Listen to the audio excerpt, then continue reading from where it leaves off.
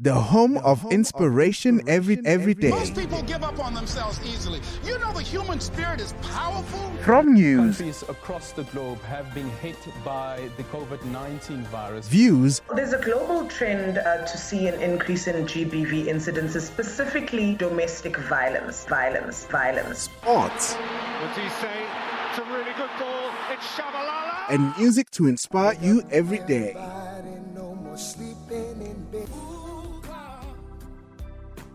This is Vuga Online, your inspiration radio station.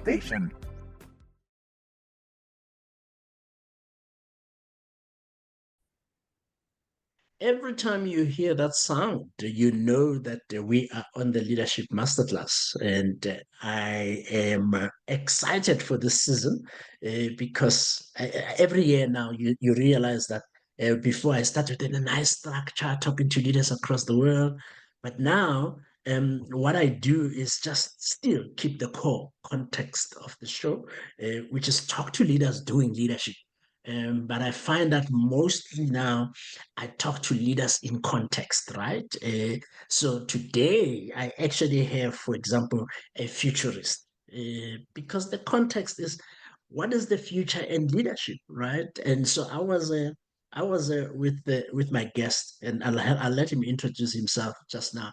But I was with my guest, Dr. Mark van Rijmenam, a couple of months ago, when I was going to also get my own Guru Award. So he was in the group of gurus there, and then he scared the hell out of me when he talked about the future, and then and all I was like, oh my goodness, I'm so scared. But as scared as I was, I also wanted to have a chat to say, what don't we know about leadership and the future in this instance? So, Mark, it's good to see you, man. And welcome to the show. I'm so excited.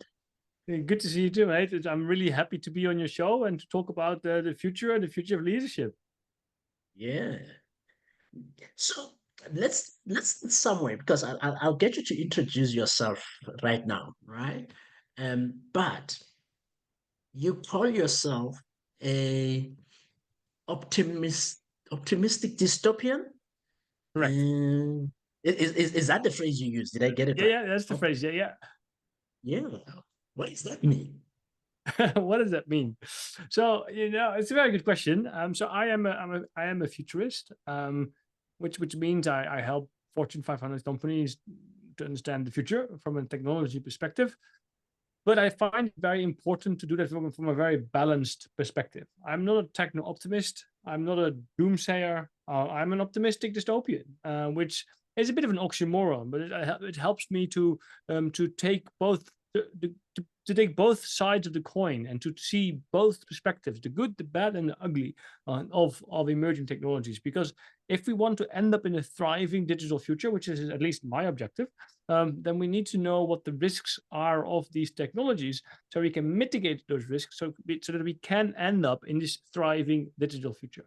So that's why I consider myself an optimistic dystopian, and I use that in whatever I do in my work to really take that message forward, because I think this balanced perspective in everything that we do is so important, and I think it's good to look things from different perspectives.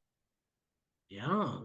No, so sounds interesting. So maybe let's go there a little bit because one of the things I like doing with the show is to talk first about the human, right? The human being in front of us. When I was reading your name as well, the first time, um, um, what's her name? When she introduced you, I was like, oh, that sounds quite Danish, Norwegian. As I was like reading it. So tell us a little bit about who is Dr. Mark van Rijmenam? Who are you? Who am I? So I'm a Dutchie. Yes. I was born in the Netherlands a long time ago. I now live in Australia, in Sydney, which is my hometown. I've been running my own business for 12, 13 odd years now, which is a great thing to do. I've lived in multiple countries. I've lived in Dubai for a while. I've lived in Antigua in the Caribbean for a bit. obviously in the Netherlands for a long time, and now in Australia for 6 or 7 years altogether. I have cycled around Australia on a bicycle in 100 days to raise money for a children's cancer fund, which was an amazing experience to do. 14,000 kilometers in 100 days, and the same equivalent as 4 times the Tour de France, back to back, same time, same distance, which was pretty exciting thing to do. And also the thing that sort of kicked off my career as an entrepreneur, because after that I didn't want to work for a boss anymore, so I decided to go on it at my own, which has been an exciting journey ever since. So yeah, I like to. I have a bachelor in hospitality, which is something completely different. I have a master in marketing. I have a background in finance, and I have a PhD in technology. There you have it. The whole area. And I've written 5 books, working on my 6th book at the moment. And for those who don't know, I have a digital alter ego of myself. Yeah, because and we'll talk a little bit about your digital alter ego, because I was when Mark logged in, the first question I asked him is, am I talking to an avatar, or am I talking to him? And he's like, well, you'll have to figure it out now, right? Well, yeah, it's a fair question, because my digital alter ego looks exactly like me, and although a little bit younger. I made him a little bit younger. But other than that, it looks exactly like me, and you can have a video call with my digital twin in 29 different languages. So anyone can speak to me in their own language, which I think is pretty exciting. And I was the first person to do that, to build a digital twin of himself that you can talk to via text, audio, and video. And that's sort of who I am. I like to play with this technology. I like to, I think if you are a futurist, you need to really understand what these technologies are and how they impact your life and your business. And so I think it's important to build with these technologies yourself. So I delivered the first TED Talk in virtual reality. I have a TED Talk with my digital twin. I was the first person, as I said, to launch a digital twin. I was the first person in the world to launch. To write a book with ChatGPT, which was published 1 or 2 weeks after ChatGPT was launched, which was a really fascinating experience to do in itself. And last week I did something really cool. I had my digital twin talk to someone else's digital twin and have a conversation for about 10 minutes about anything technology, which was truly mind-blowing to watch. I'll post it on LinkedIn in the coming days, which was absolutely fascinating to listen to. And they were just chatting along about neuroscience and AI and gaming and blockchain, and we didn't do anything. We just hit play and they started talking. Fascinating times we live in. Oh wow! And we'll explore all of that in a moment. You are on the Leadership Masterclass, and I am having a conversation with Dr. Mark van Rijmenam. Am I pronouncing your name properly? You know, like I know. You are. It's van Rijmenam, or in English van Rijmenam.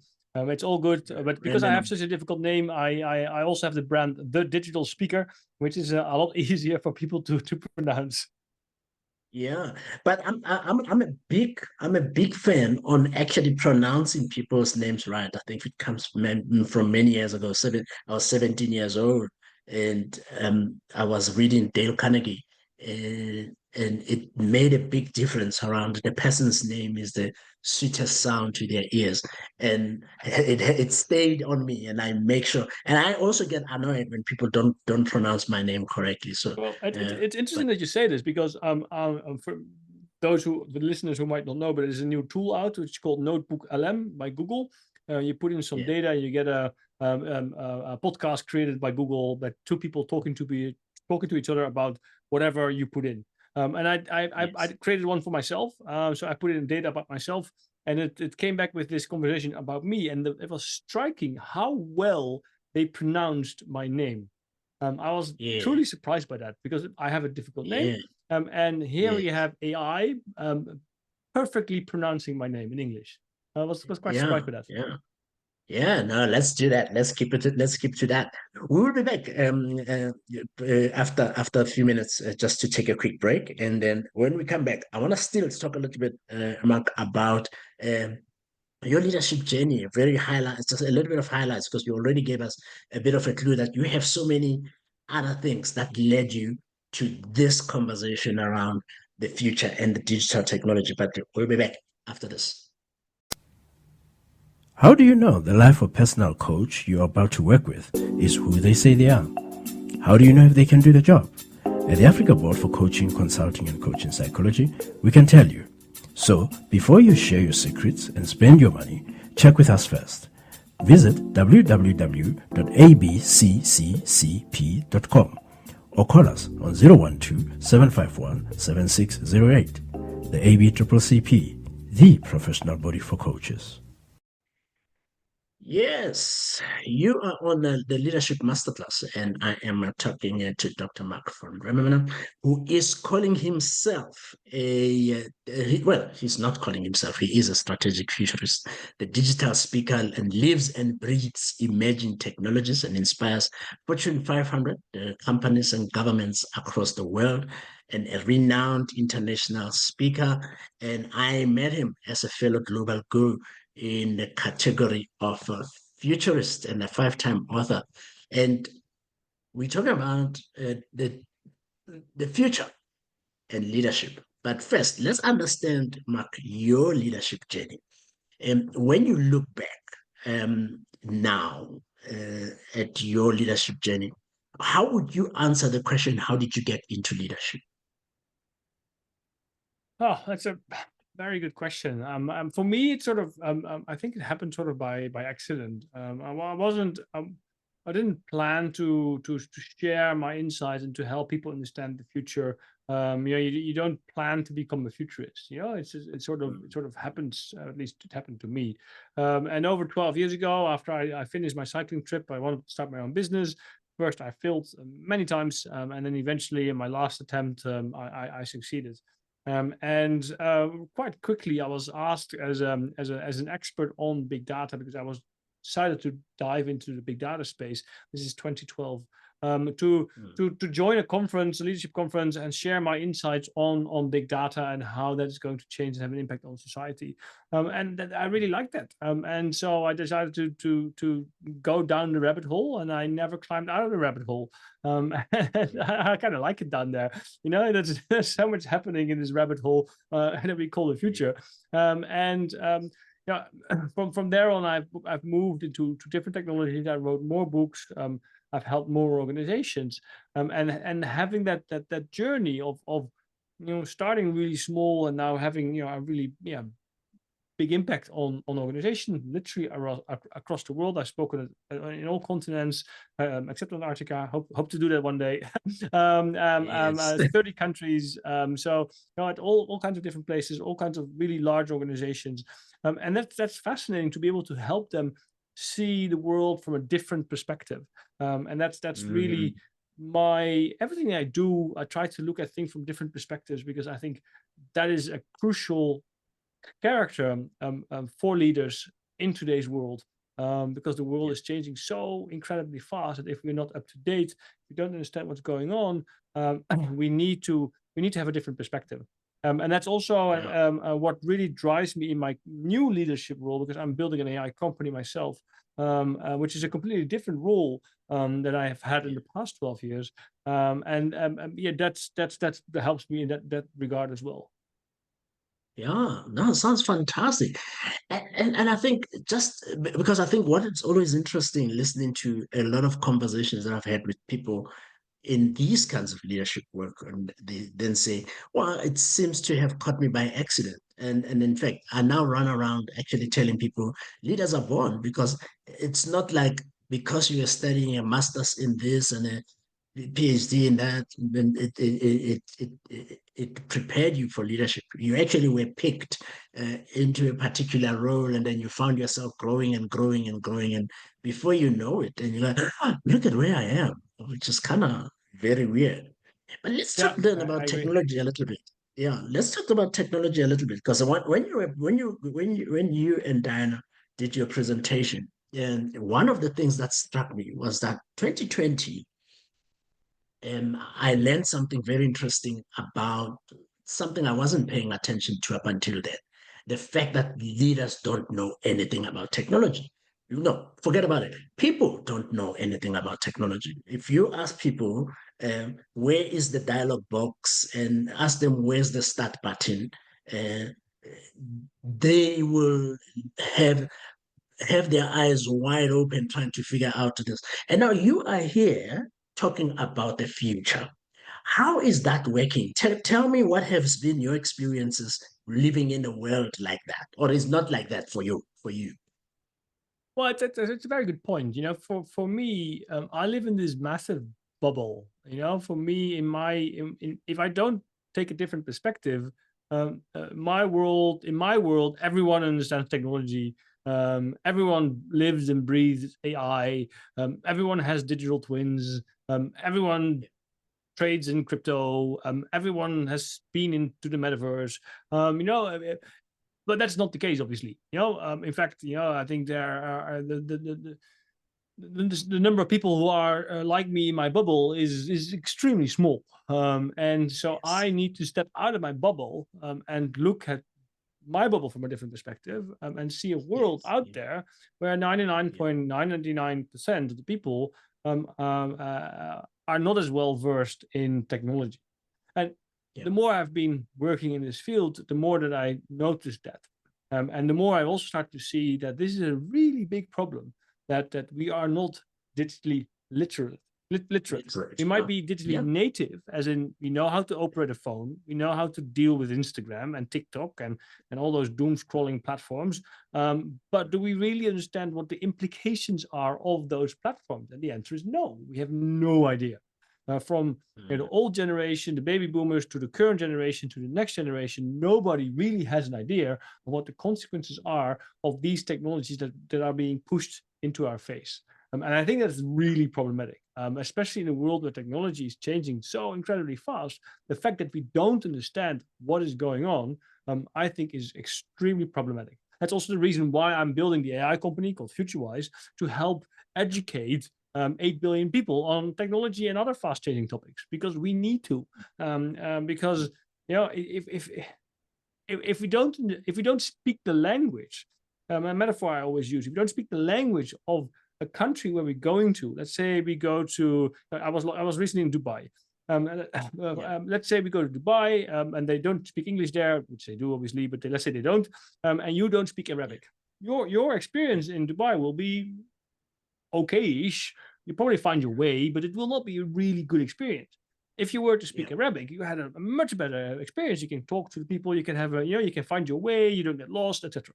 The same applies to the language of tomorrow. We need to understand the language of tomorrow if we want to be able to traverse into that future. I fear that very few people speak the language of tomorrow, and we need to change that.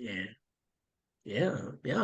And which then doesn't it then make it difficult for you to translate some of the principles you talk about? I mean, I'm an idiot because I initiated cell phone banking in this country in 1999, so I coded a little bit, so I can understand that language a little bit. And then, of course, I haven't kept up, but I do have. I don't have a digital twin like you. I'm a native. I can do what I need to do when I need to do it, right? But how does it work across the world? What is your experience when you have this conversation with leaders?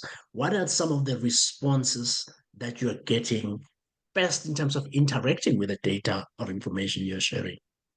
Well, that they all see that they need to understand what's going on, but that they don't have the capabilities or the capacity because they are, they're busy leading their lives, and they have a busy job and they have a busy family, and that's all very valid arguments. Don't get me wrong, but it's in today's world, it's no longer a luxury to understand what's happening, because if you don't grasp how these new technologies impact your personal life, your business, or your society, you as one of these actors, you have a really big problem. And that I think is some people see that, but when I talk to organizations, the question answers I get, how do we stay up to date? Because there's so much happening, and that's what drove me to build my new platform, because I see it firsthand. And even more, I struggle staying up to date,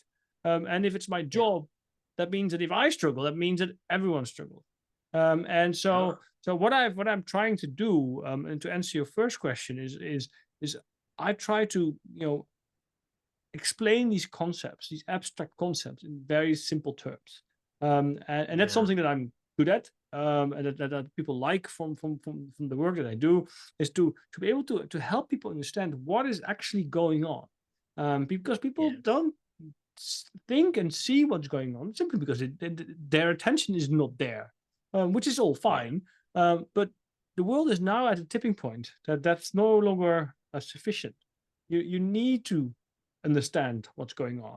You need to know how AI is going to impact your business. You need to know how quantum computing will have a major impact on your society.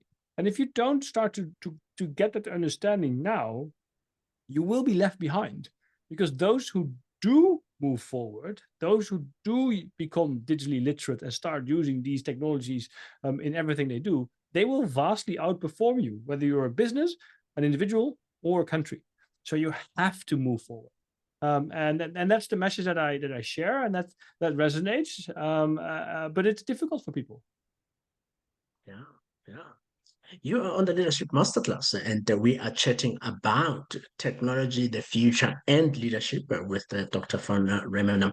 And he is celebrated for his candid, independent, and balanced insights, the founder of FutureWise, and helps you cut through the noise, because that's kind of what we've been talking about, right? Just cut through that noise in terms of what's going on. And when we come back, we're going to have a little bit of what do leaders need to know? What are some of your interesting predictions about a very near future that leaders really need to be aware of, or otherwise we are, well, I suppose, in trouble. Leadership Masterclass will be back after this. The Africa Center for Work-Based Learning is a professional development center for professionals who aim to improve their professional standing. This means that the learning programs we run are more than just academic programs. They are work-based programs that focus on leveraging your current experience as a professional to build your overall profile. A year down the line, the Africa Center for Work-Based Learning is developing into a preferred center for professional development in Pretoria, with 8 professional development faculties including accounting, teaching, entrepreneurship, as well as IT and many more.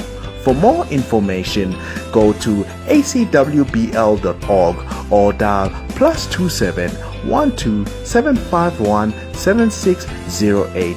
The Africa Center for Work-Based Learning, where work is learning.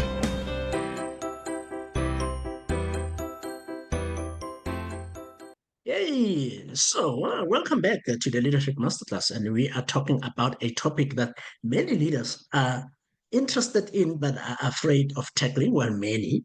I do get some. I find myself, for example, talking to leaders in the banks across the continent who then are much more interested in the technology part, and then this language that we are speaking today is familiar. But for anybody in marketing, someone in HR, someone who is leading as an operations head, they don't get to have a lot of the conversation about the future and what it holds. And sometimes then it feels like it hits them by surprise when we now have to adjust. What are some of the predictions? Perhaps it's a terrible word. I hate that word. What are some for you? What are you foreseeing that leaders are not paying attention to, but they should? Well, one of my main predictions is that AI, predominantly AI, will kill 1 billion jobs by the end of this decade. And that's 20% of the workforce. And which is quite interesting that, often people say, that's what a nonsense, we've been here before in society. Whenever there was a big new technology, the printing press and the computer and the steam engine, we moved into the new future. Yes, it killed a lot of jobs, but a lot of new jobs came about. Farming went from 90% to 4% of the population working in farming in the developed countries. But this time is different. This time is different because AI is for the first time a technology that can make decisions autonomously. So here we have a technology that will make your organization more efficient, more effective, allows you to create a better product faster with fewer costs. So bottom line, your profits will improve. Now, we live in a capitalist society, which means if you have a technology to your availability that will improve your profits for a shareholder, you will always implement it, always. And if you're not doing it, your competitors will do it, they will buy you, and it will be end of story. So what will happen in the coming years is that all organizations are going to implement this technology en masse. Currently, that's not yet happening. We are currently on average sort of a record low unemployment across the world. But that's going to change not next year, probably not yet the year after, but probably towards 2027, 2028.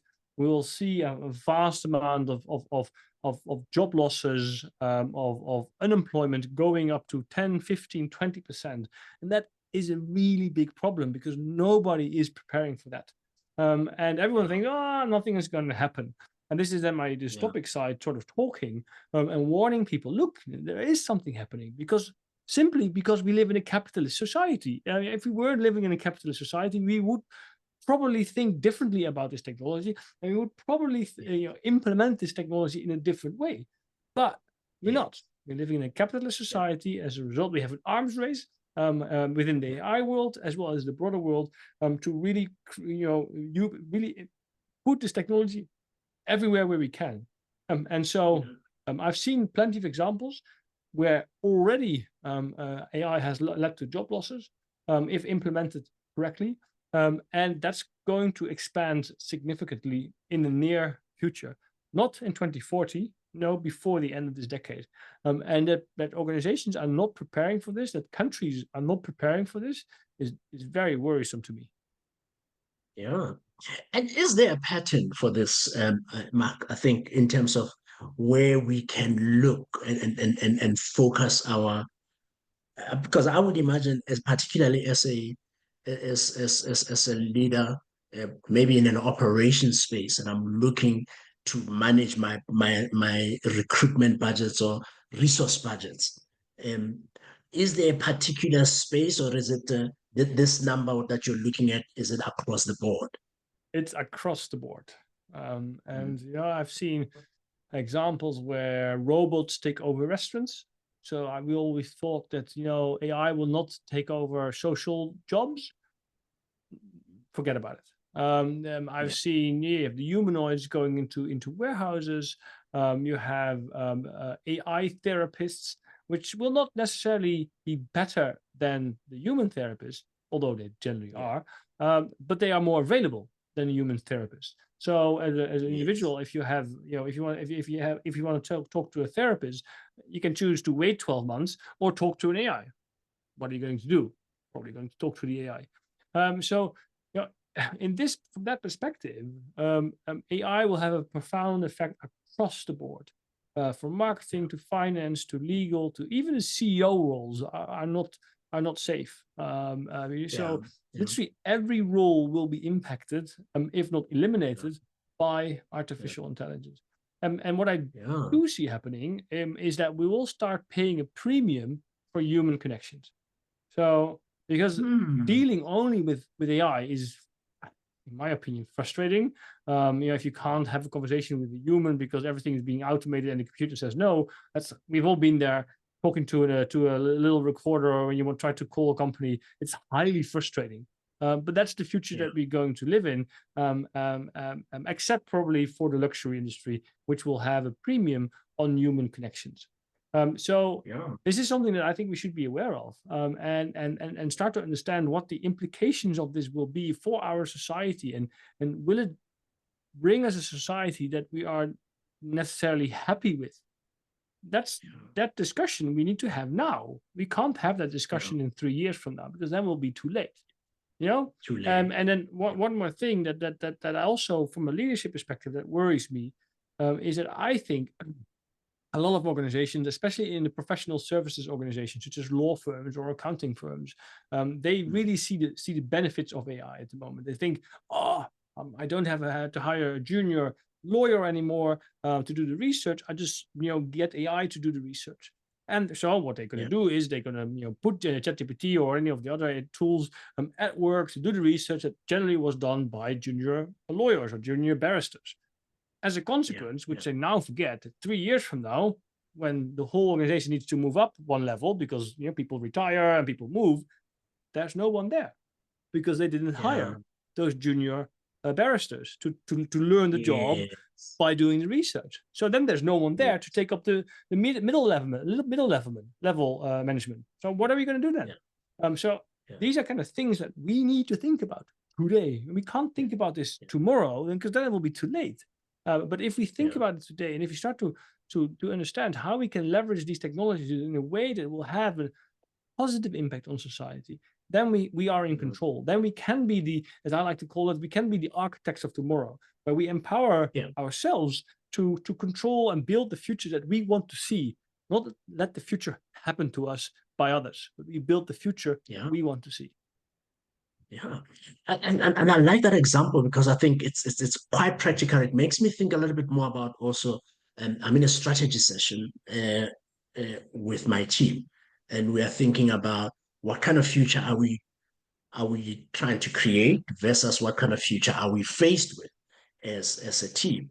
And I think the data you've just shared talks about the future we are faced with. And if that's the future we are faced with, what should we be ready for? But maybe a different question then, from that perspective is, what is the question as a leadership team we need to be asking ourselves that can steer us in the right direction and provoke us? Well, I think the question we should ask ourselves is, what kind of future do we want to live in? From a professional life, from a business life, from a societal perspective, but also from an individual perspective. And linked to that, what kind of future do we want to give to our children? And I don't think we think about that enough, because living in a capitalist society, we have a very short-term perspective on everything that we do. We have 3 years elections here in Australia, which I think is absolutely ridiculous, because it's way too short-term. And we have 3 months quarterly shareholder meetings, which everything is driven towards very short-term perspectives. I think that's not very smart, because if you're on a big tanker, it's difficult to steer the ship and it's difficult to make changes. So you need to have a long-term vision. Where do you want to go to? What kind of future do we want to build? Not tomorrow, but 10, 20, 30, 50 years from now. Let's have a discussion on that together as a society, globally. What kind of future do we want to build as a human species? What kind of planet do we want to live on together? And not country versus country, or us versus them, or you versus me. No, together. What kind of future do we want to live in? Let's have a conversation about that. We're all human beings, and let's not go into this us versus them, a short-term perspective that will harm everyone in the long run. So the question we need to ask is, what kind of future do we want to build from a business perspective, societal perspective, our personal lives, as well as for the next generation? Yeah, I love that provoking question. What future do you want to build? And it's kind of hard, right? Because I think after that, it requires you to elevate yourself beyond the mindset that has created this current world. And when we come back, and we're starting to wrap up with Dr. Mark here, and I want us to explore. So what now? We know all of this stuff, because one of the things that's happening, Mark, at the back of my mind, I'll be like, what if I don't want to develop myself, and I don't want to train, and we actually don't want to learn any of these things? Wouldn't that stop the I think you would have a pretty boring life. I think if you don't want to learn anything, you have a pretty boring life. So yeah, feel free to do it, but yes, it would not be my choice. Yeah. Let's respond to that after this small break, and then we're starting to wrap up. How do you know the life or personal coach you're about to work with is who they say they are? How do you know if they can do the job? At the Africa Board for Coaching, Consulting and Coaching Psychology, we can tell you. So, before you share your secrets and spend your money, check with us first. Visit www.abccccp.com or call us on 012-751-7608. The ABCCP, the professional body for coaches. He is the architect of tomorrow, as he calls himself, as well as a strategist, a futurist, and a global speaker, and has created some very exciting stuff. So we're actually very lucky, Mark, to actually have you on the show. So just before we took a break, we were talking a little bit about some of your prediction. And I think a lot of it sounded like it focused on how we need to be thinking about the human resource element of this more than anything else. It doesn't sound like you're worried about technology taking over. You're more around how do we think about ourselves as humans in this instance. Is there anything else we need to be aware of other than that? Well, I think we do need to think about technology because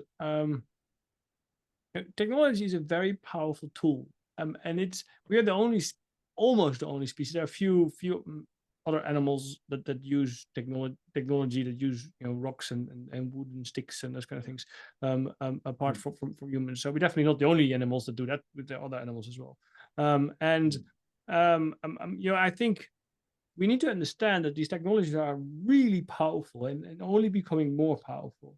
And so we need to understand what the good and the bad and the ugly of these technologies are. Because if we don't know how these technologies can be misused or by us, or can be misused against us, we will not be aware of it. And then you have a blind spot, and anything that you don't know is very difficult to do anything with. It's very difficult to change. The unknown unknowns are very difficult to foresee and to prepare yourself for that.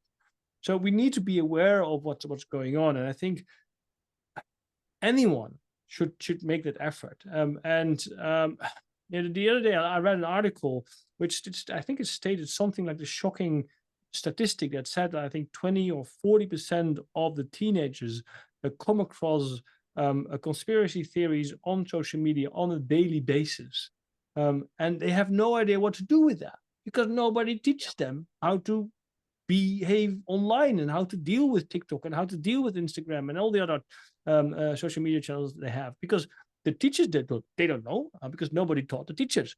But at the same time, the parents don't know because nobody taught the parents. We were just given these technologies and we learned ourselves, and nobody explained what this is. But we also not going to give. We also require an 18-year-old to get a driver's license if they want to learn to drive and if they want to drive a car. So why aren't we requiring our kids to learn how to use these tools before we give them access to them? In Australia, where I live, they've just announced a ban on social media for teenagers. I think that's a brilliant idea. We should ban social media for anyone under 16, collectively across the world. Because just as we ban collectively across the world that nobody can drive under 16. So, we've done it before. So why let's not do it again, But of course, there's a lot of lobbying from big tech who don't want this because children are very lucrative from a shareholder's perspective. Again, here we have the capitalist perspective that ruins us. So we need to have a different perspective on life and say, look, what kind of future do we want to build? Do we want to build a future where our 14-year-olds are addicted to social media, resulting in cyberbullying and suicides and all those terrible things? Or do we want to build a future where we teach them how to use these technologies and then let them use the technology in a responsible manner? I think the answer is pretty clear. Yeah, oh, man, you know, now we're supposed to be wrapping up, but now you're opening up a very big door now about two things.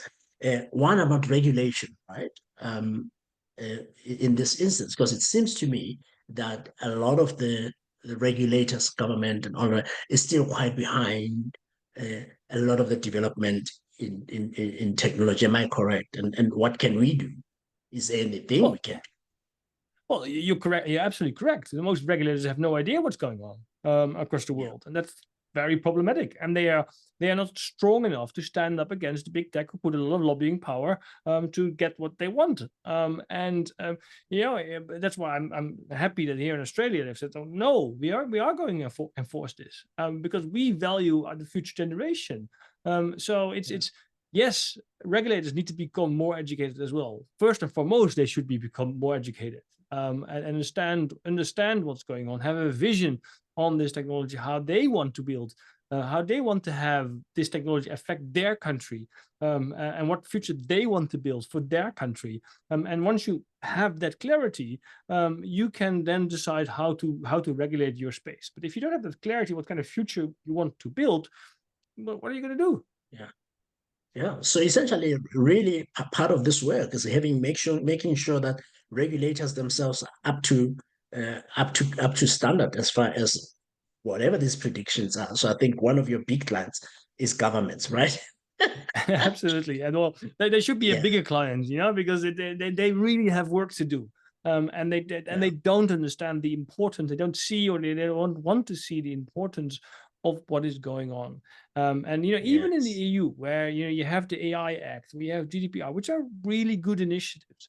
Even there, Yes. it'll take Yeah. a long time before this actually becomes law, and we need to move a lot faster. And even Yeah. there, a lot of the important parts were sort of downplayed after lobbying by big tech. So I think we should first and foremost, protect our citizens. And yeah, I find it important.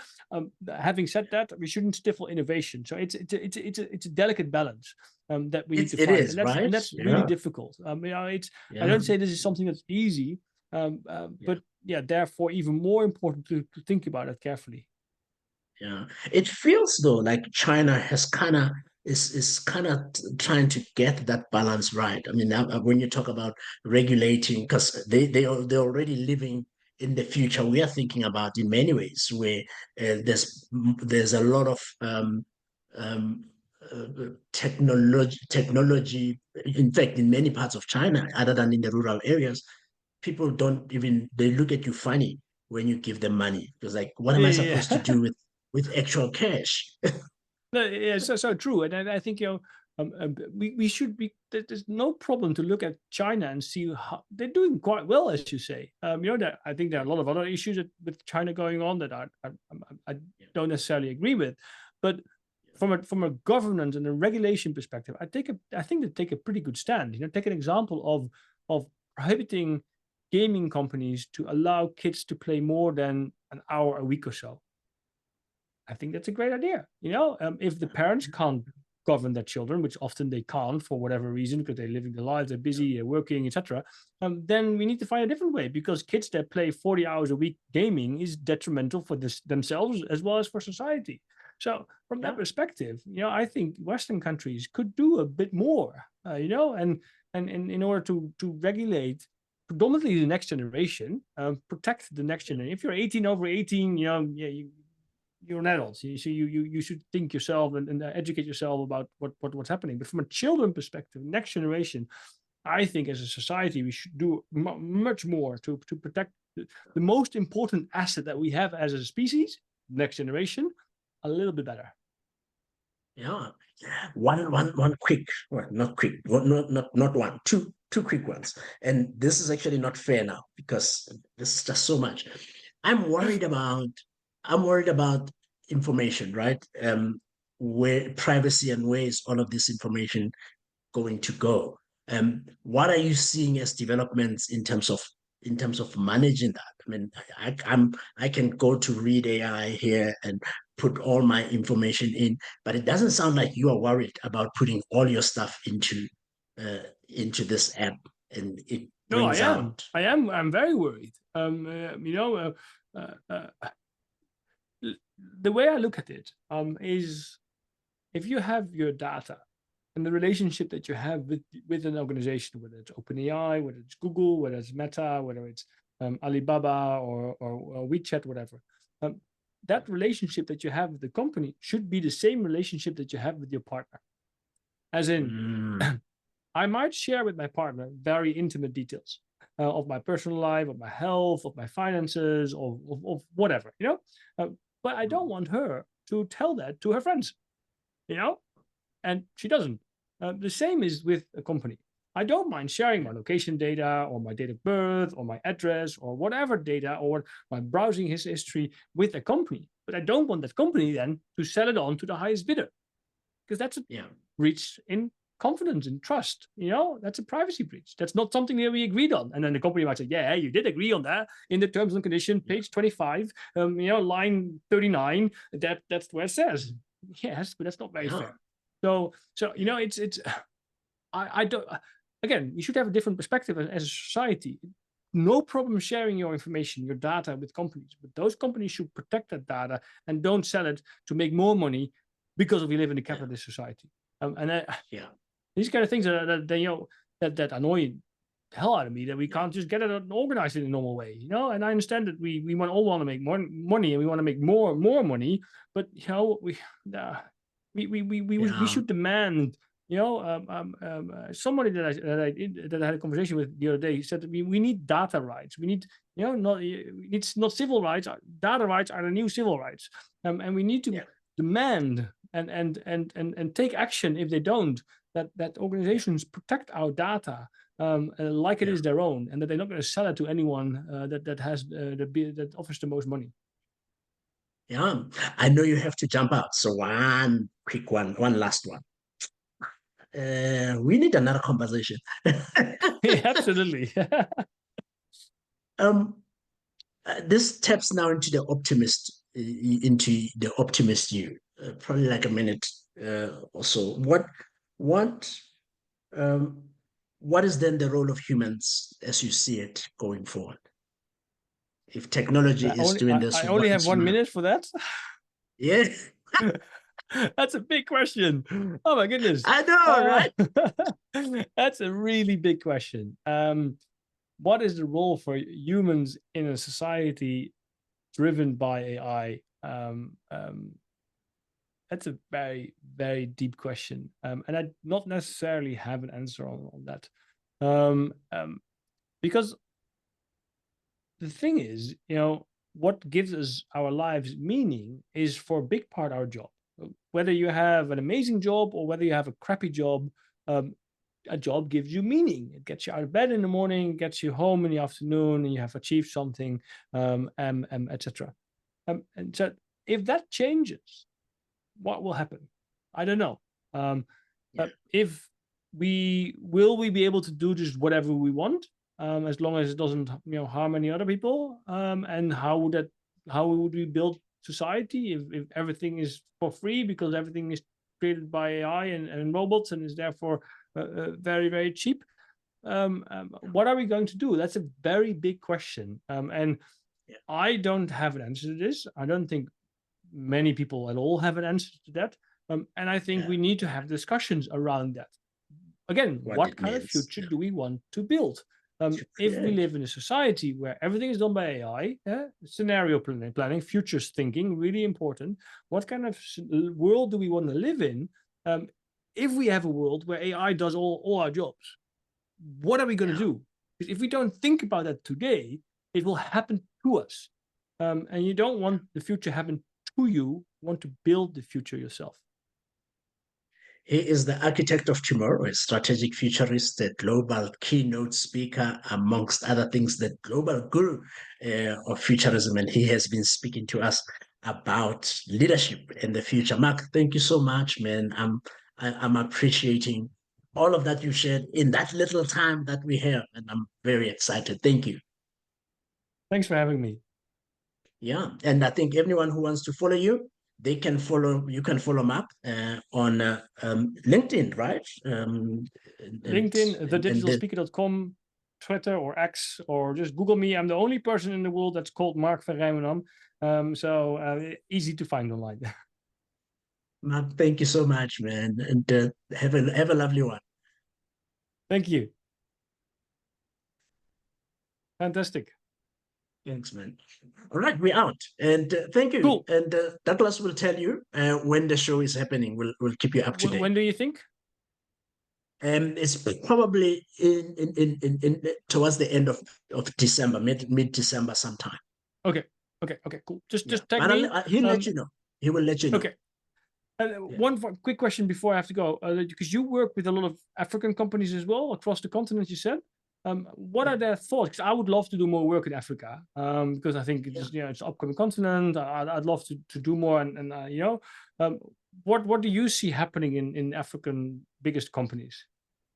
I think first, what I said, there's a lot, first of all, around awareness around what it means on the ground. But my prediction is that the work of Africa is not to catch up. The work of Africa is to leapfrog. Yes, I agree. Because there's a lot of work that has been done, and a lot of our people actually go overseas to go and work there. But I think the real work for governments is to bring back that knowledge so that it prepares the people on the continent. Yeah, makes sense. Look, if you ever come across organizations that want to learn more of the future, I'm happy to see if we can do something together. And that would be a lot of fun. Absolutely. I have a number of strategy sessions that I do. So I think part of that would be this conversation. But let's keep in touch. Perfect. Well, thank you very much. Have a good one. And have a great day. All right. Thank you. You too. Bye-bye. The home of inspiration every day. Most people give up on themselves easily. You know the human spirit is powerful. From news, Countries across the globe have been hit by the COVID-19 virus. views, There's a global trend to see an increase in GBV incidences, specifically domestic violence. sports, What's he say? It's a really good ball. It's Shabalala. and music to inspire you every day.